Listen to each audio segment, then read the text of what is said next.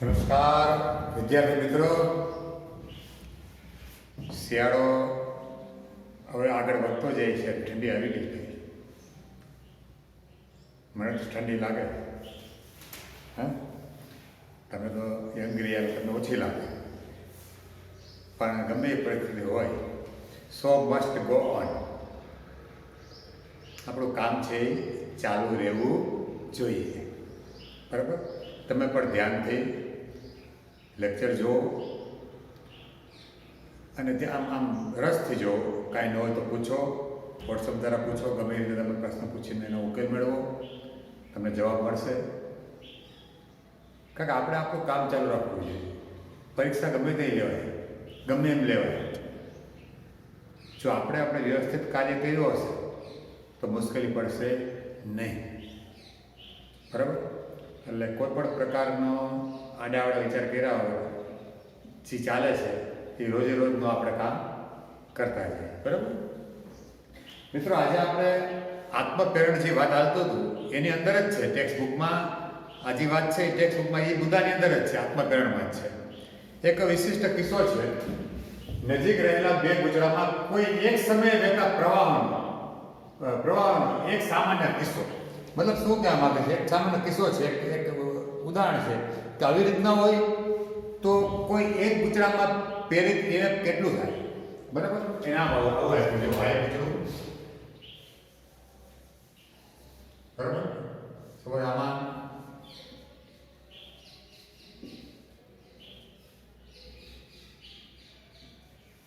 બરાબર આ ગુજરું હે.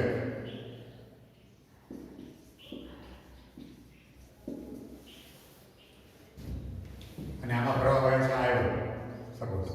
બરાબર? અને નજીક જ નજીક જ લાગે. બરાબર? શક્યતા નજીક પણ આમ હવા ફેલ કરેલા હોય.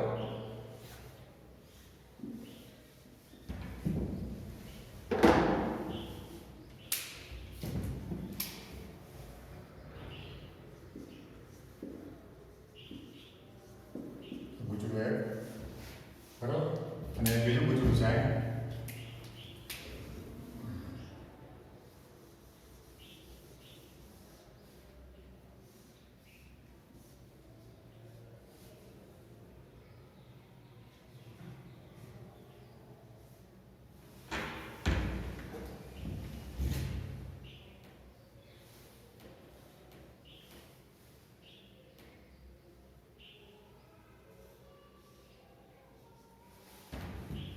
મારી પ્રવાહ સપોઝ I2 હોય છે.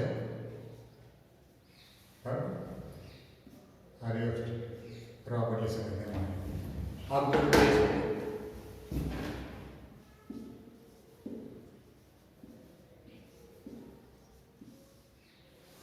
હવે આને કારણે મિત્રો જે ફ્લક્સ છે આને સંકળાશે. બરાબર? આમાં જે પ્રવાહમાં ફેરફાર, આનો જે પ્રવાહ આવે એનું ફ્લક્સ આને પણ સંકળાય. મને લાલ કલર દ્વારા દર્શાવો સપોઝ. બરાબર? પછી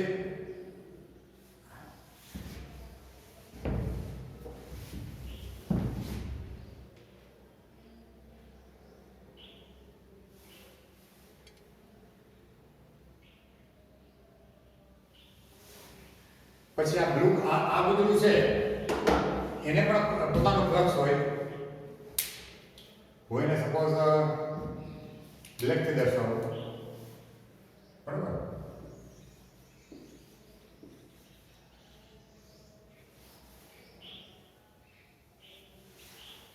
હવે આ બધું છે આમાં કેટલું EMF પ્રેરિત થાય આમાં. હવે આમાં EMF પ્રેરિત થાય એ પોતામાં પ્રવાહ વહે છે, પોતાનું ફ્લક્સ છે એમાં ફેરફારને કારણે પણ હોય.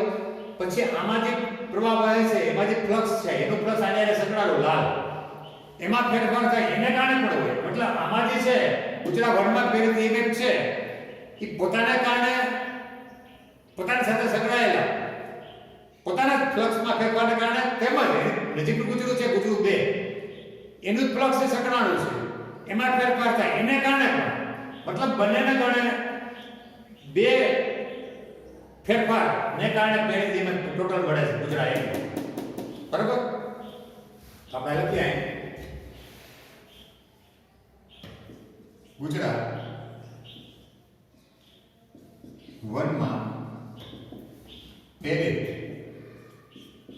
EMF એપ્સિલોન 1 બરાબર પોતાને જ કારણે, એટલે એમ કહી શકાય કે પોતાનું પેરેન્ટત્વ પોતાને કારણે M11 અને di1/dt પોતાના પ્રવાહમાં ફેરફાર થાય એને કારણે જે ફ્લક્સમાં ફેરફાર થાય એને કારણે જે પેરેન્ટ એમ થાય એ ઉપરાંત આનું પ્લસ આનું એ પણ માઈનસ હોય પ્લસ માઈનસ M1 માં પેરેન્ટત્વ આ પોતાનું પેરેન્ટત્વ પોતાને કારણે પેરેન્ટત્વ આ પોતાનું પેરેન્ટત્વ બીજા પોતાને કારણે M12 અને પ્રવાહ પણ આને કારણે છે di2/dt.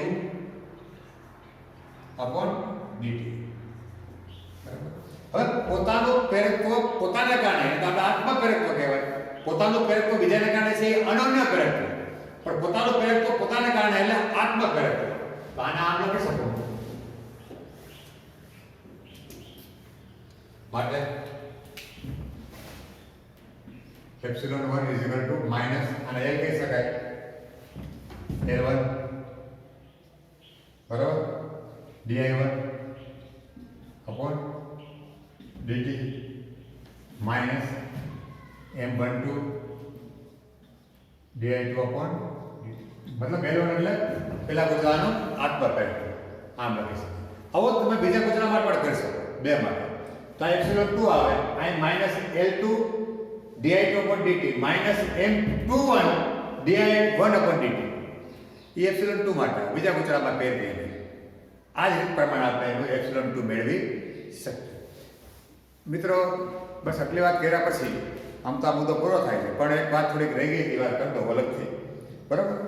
અને જરા આપણે આ પૂરો થઈ ગયો બરાબર. અને આપણે અત્યારે આ મુદ્દો પૂરો છે પૂરો થઈ ગયો. એટલું તમારે ટેક્સ્ટ બુકમાં આપ્યું હતું આત્મ પેરેન્ટત્વમાં એટલે વાત થઈ ગઈ. પણ એક આપણે થોડું વાત રહી ગઈ એ હતી કે આપણે સૂત્ર મેળવ્યું હતું ચુંબકીય ઉર્જાનું કે UB બરાબર 1/2 LI છે. આ સૂત્ર મેળવ્યું. L છે આત્મ પેરેન્ટત્વ ઉર્જાનું, I છે તમારે તો પ્રવાહ છે બરાબર જે તે સમયે. હવે આ ચુંબકીય ઉર્જાને હું ગતિ ઉર્જાને સંકળાવું ભૌતિક દુનિયામાં. પદાર્થ હોય ગતિ કરતો હોય વિવેકથી m દળનો, તો ગતિ ઉર્જા પદાર્થની છે બરાબર. પદાર્થની ગતિ ઉર્જા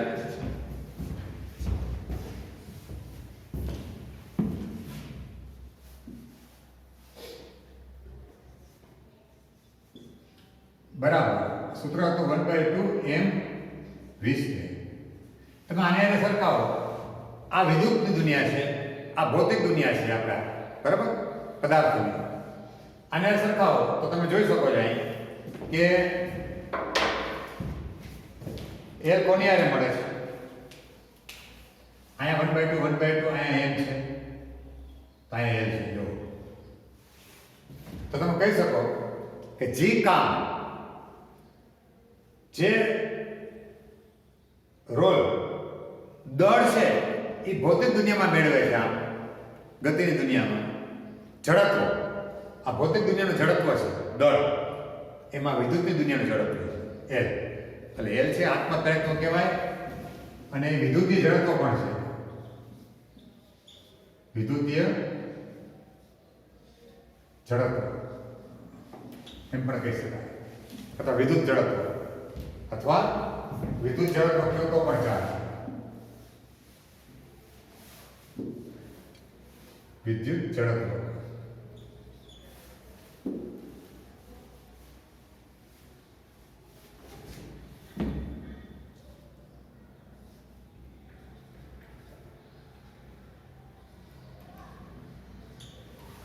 આ વિદ્યુત ઝડપ છે. આ આપણે આ દુનિયાનું ભૌતિક દુનિયાનું ઝડપ છે, જેમાં પદાર્થ હોય, દળવાળો પદાર્થ હોય, વેગ હોય બરાબર. અને અહીં જો વિદ્યુત પ્રવાહ સરખાવો તો વેગ આવે. પદાર્થનો વેગ છે એ ભૌતિક દુનિયામાં, જ્યારે વિદ્યુત દુનિયામાં એ વિદ્યુત પ્રવાહ છે. આ એની બરાબર. તો આ કેટલી વાત કરવાની હતી આપણે થઈ ગઈ. હવે આપણે એક ઉદાહરણ લેવાનું છે. ઉદાહરણ 6.10. બરાબર. એમાં ચુંબકીય ઉર્જા ઘનતાનું સૂત્ર મેળવવાનું છે. ચુંબકીય ઉર્જાનું સૂત્ર એ અને એલ ના પદમાં ચુંબકીય ઉર્જાનું સૂત્ર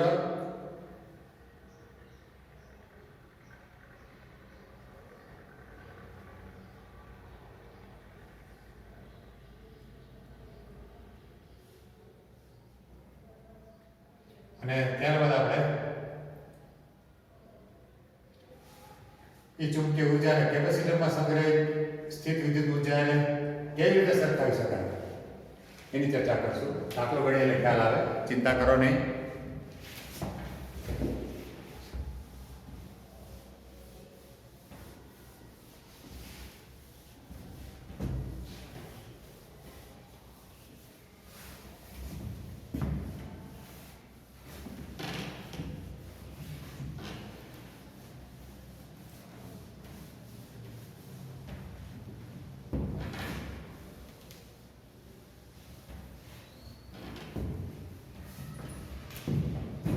ઉદાહરણ 6.10.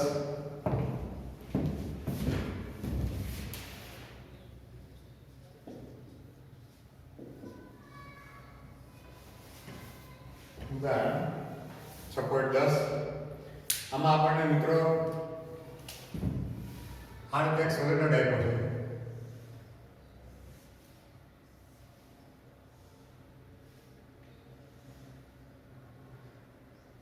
બરાબર. એ સોલેનોઇડમાં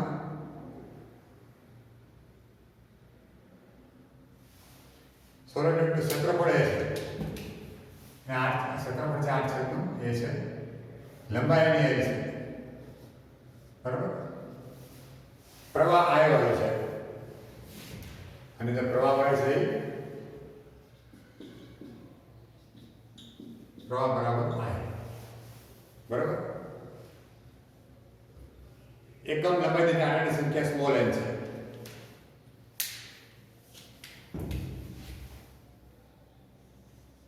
એકમ લંબાઈ દીઠ આંટાની સંખ્યા બરાબર સ્મોલ n. આ વિદ્યુત પ્રવાહ I છે.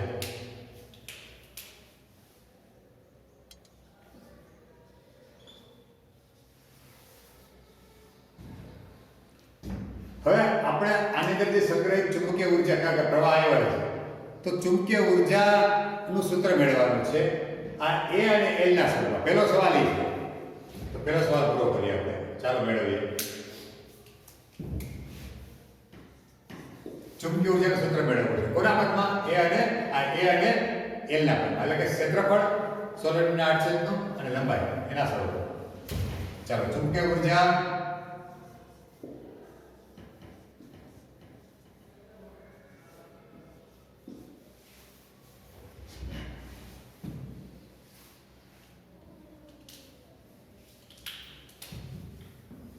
UB બરાબર 1/2 LI છે. આ સૂત્ર છે. બરાબર. પણ આપણે ભણી ગયા આની આગલા લેક્ચરમાં કે સોલેનોઇડનું આત્મક ઘનત્વ A અને L ના સ્વરૂપમાં શું હોય? એકમ સંખ્યામાં આંટા હોય n, એકમ લંબાઈ દીઠ. બરાબર.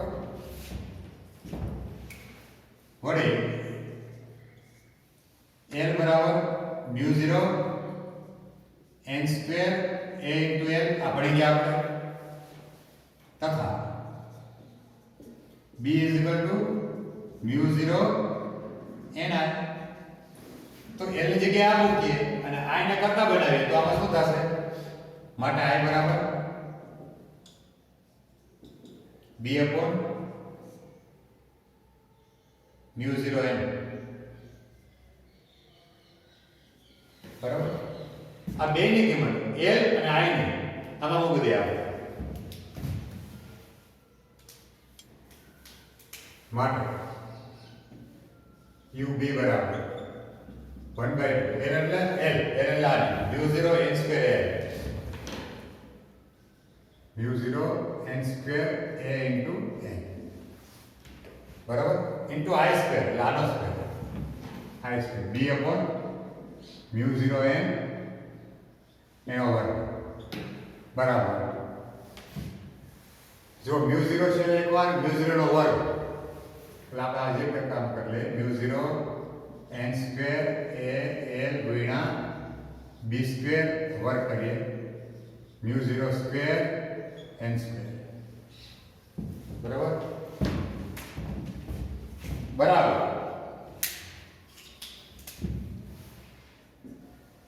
જો મ્યુ 0 એકવાર છે જશે વર્ગ છે પછી n સ્ક્વેર જશે તો વધ્યું શું 1/2 b સ્ક્વેર છેદમાં મ્યુ 0 ઇન્ટુ a આપણે મળી ગયું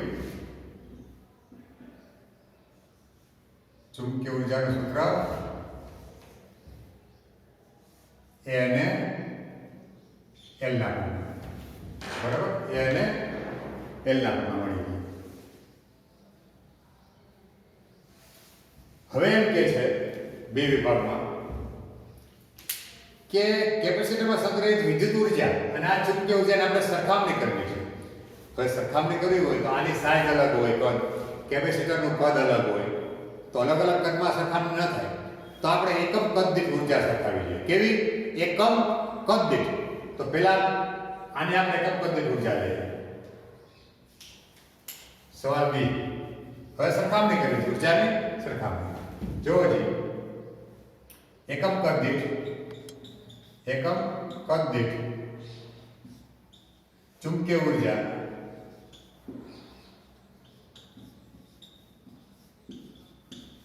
હું એને સ્મોલ યુબી બરાબર કુલ ઊર્જા ભાગ્યા કદ કેટલું થશે a ઇન્ટુ l બરાબર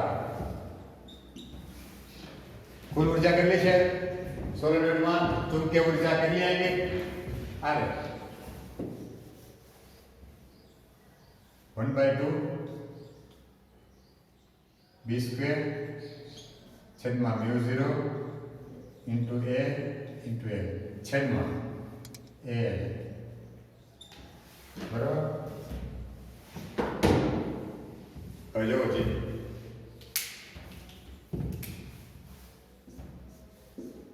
ઉડી ગયા તો શું વધ્યું માટે યુબી સ્મોલ યુબી અલગ એકમ કદ દીઠ એટલે કુલ ઊર્જા ભાગ્યા કદ સોલિડનું કદ કેટલું થાય એરિયા ઇન્ટુ લંબાઈ તો b સ્ક્વેર અપોન 2 મ્યુ 0 મિત્રો આપણે મળી એકમ કદ દીઠ આપણને મળ્યું એકમ કદ દીઠ હવે કેપેસિટરને આપણે ખબર છે કેપેસિટરમાં એકમ કદ દીઠ ઊર્જા કેટલી હતી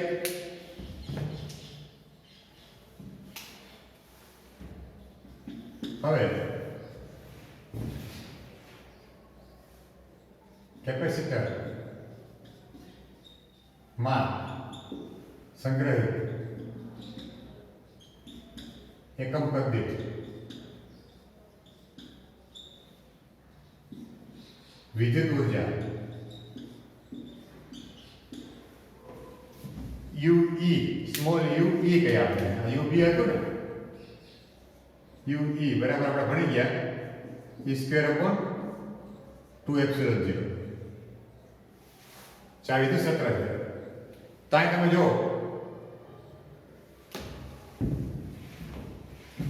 થોડી 1/2 કારણ કે એપ્સિલોન 0 નહીં પણ આમ છે એનું સૂત્ર 1/2 એપ્સિલોન 0 ઇન્ટુ e સ્ક્વેર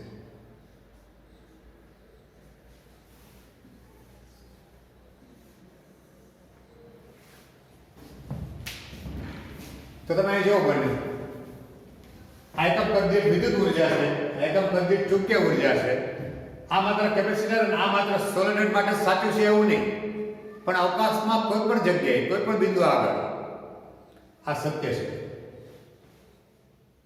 આ વ્યાપક રીતે સાચું છે આ બે પરિણામ, બરાબર. અને તમે બંને જોવાય આ કોને સમપ્રમાણ છે? અહીં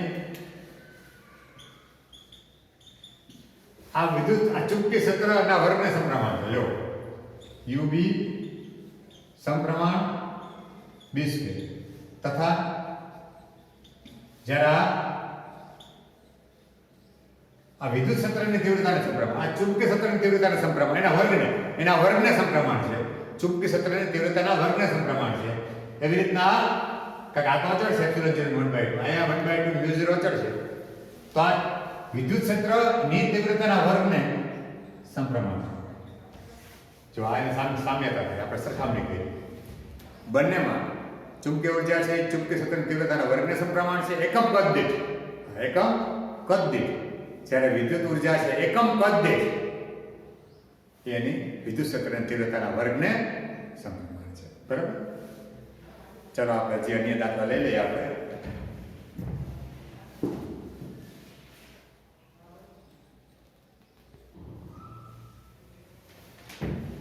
તો વિદ્યાર્થી મિત્રો, સ્વાધ્યાય દાખલો 6.8 માં શું કહેવા માંગે છે કે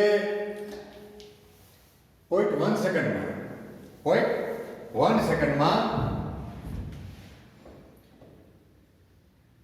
એક પરિપથમાં વિદ્યુત પ્રવાહ 5 થી ઘટીને 0 થાય છે. એક પરિપથ છે, બરાબર, વિદ્યુત પરિપથ. એમાં 0.1 સેકન્ડમાં પ્રવાહનો ફેરફાર છે 5 થી 0. ફેરફાર અંતિમ એટલે 0, પ્રથમ એટલે 5 -5 એમ્પીયર. અને સરેરાશ પ્રેરિત EMF 200 વોલ્ટ ઉત્પન્ન થાય છે. તો એનો આત્મકરત્વ કેટલું હશે? એ પરિપથનું આત્મકરત્વ કેટલું હશે એમ કહેવા માંગે, બરાબર. હવે જોવો જેનું સૂત્ર છે કે સરેરાશ પ્રેરિત, હવે સરેરાશ પ્રેરિત EMF = -L delta I upon delta T, બરાબર. સરેરાશ આ 200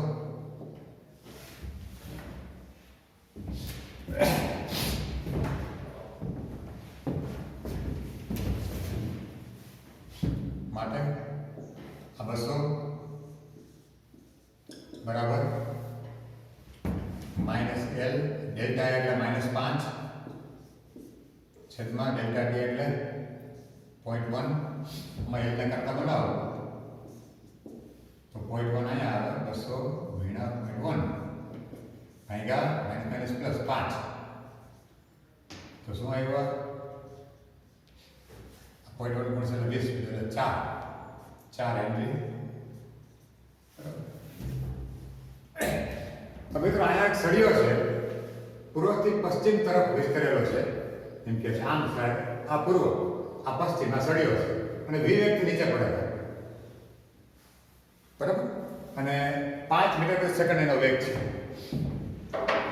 હવે ચુંબકીય ક્ષેત્રનો સમસ્થિતિજ ઘટક એટલે કે આમ સમસ્થિતિજ સપાટી હોય એને સમાંતર ઘટક BH, આમ અથવા આમ, આ ઘટક છે જી એ BH 0.3 ગુણ્યા 10⁻⁴ વેબર પ્રતિ મીટર સ્ક્વેર છે. તો B આમ, બરાબર સમજો, B આમ સળિયો આમ, આ સળિયો B આમ, તો B અને L આ લંબાઈ લંબ થઈ અને વેગ પણ આમ, તો V આ L અને B આ ત્રણેય પરસ્પર લંબ થયા. તો સૂત્ર આપણું આવશે અહીં એપ્સિલોન = B, B ની જગ્યાએ શું આવશે? BH. કારણ લંબ હોય એ જ લેવાનો B, BH, V અને L. તો મિત્રો BH આપણને ખબર છે, V ખબર છે, L ખબર છે. આમાં કિંમત મૂકી દો અને જવાબ લેવો વોલ્ટમાં, બરાબર. હવે અહીંયા મિત્રો એક પ્લેન છે, એરોપ્લેન, અને એ પ્લેન છે એ પૂર્વથી પશ્ચિમ તરફ જઈ રહ્યું છે, પશ્ચિમ તરફ ગતિ કરે છે. આ પૂર્વ સપોઝ છે, આ પશ્ચિમ છે. તો સમજો કે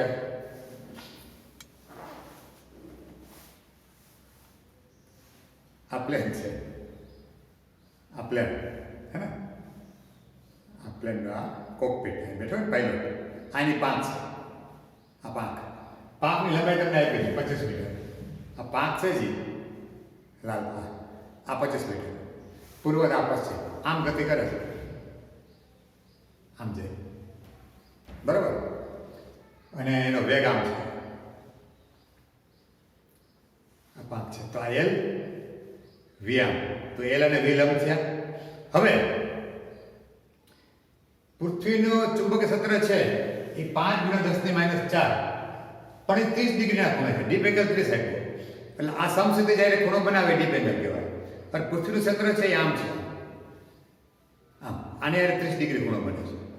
તો આપણે તો આને લંબ ઘટક જોઈએ, એલ ને બી, આમ બી જોઈએ, તો એ ઘટક લંબ ઘટક છે પૃથ્વીના ક્ષેત્રનો, બી વી. આ ઘટક છે એ આ બીનો આ ઘટક કોસ ઘટક અને આ ઘટક સાઇન ઘટક, તો 30 ડિગ્રી ખૂણો બનાવે બરાબર. તો સાઇન ઘટક લેવો પડશે આપણે બીનો, તો બીનો સાઇન ઘટક લઈએ એ આપણો શિરોલંબ ઘટક બીવી બરાબર. તો અહીંયા આપણે બીવી શું આવશે,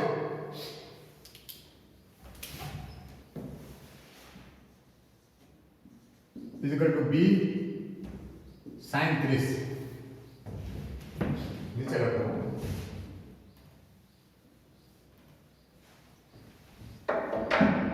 સમજો કે પૃથ્વીનો ઘટક આ સામસામે લાઈન છે એને પ્લેન આમ જાય છે, આ દિશામાં પ્લેન આમ જાય છે, અને આ ઘટક છે આ બી છે, આ ખૂણો 30 ડિગ્રી થીટા.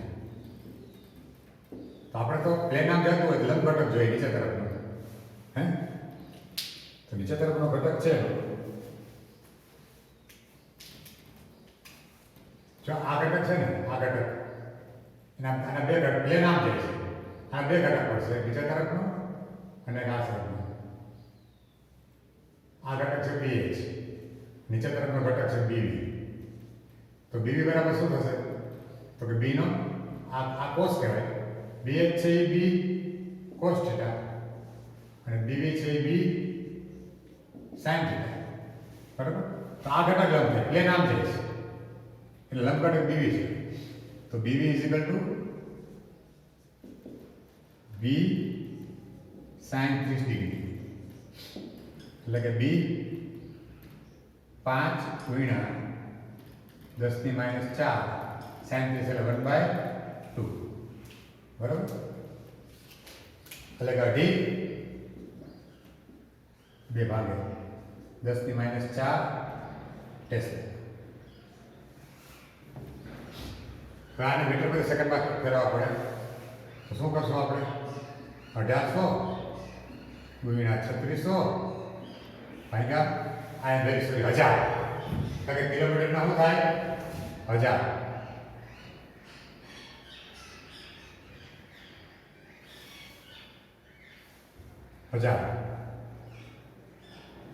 આ મીટર થઈ ગયું અને ભાગ્યા 3600.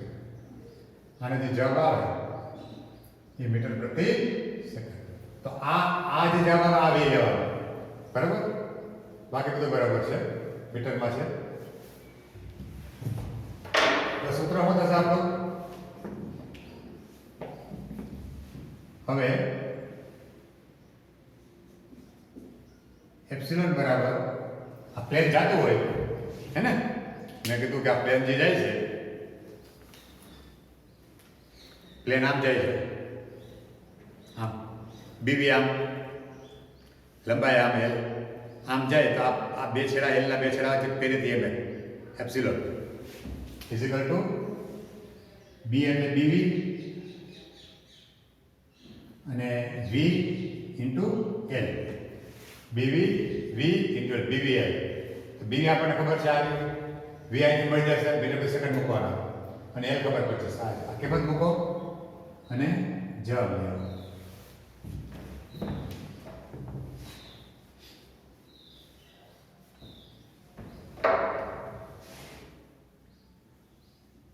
જવાબ લેવો વોલ્ટમાં. મિત્રો આ દાખલા ગણજો બરાબર, સમજીને. સહેલા દાખલા પૂછાશે પરીક્ષામાં આ વખતે. બહુ અઘરા નહીં પૂછ્યા, પણ સહેલા દાખલા તમને સૂત્ર અને સમજણ હોવી જોઈએ, સાદી, બરાબર છે, અને ચોકસાઈથી ગણજો, બરાબર. અને પછીના પિરિયડમાં આપણે એસી જનરેટર લેશું. ધન્યવાદ.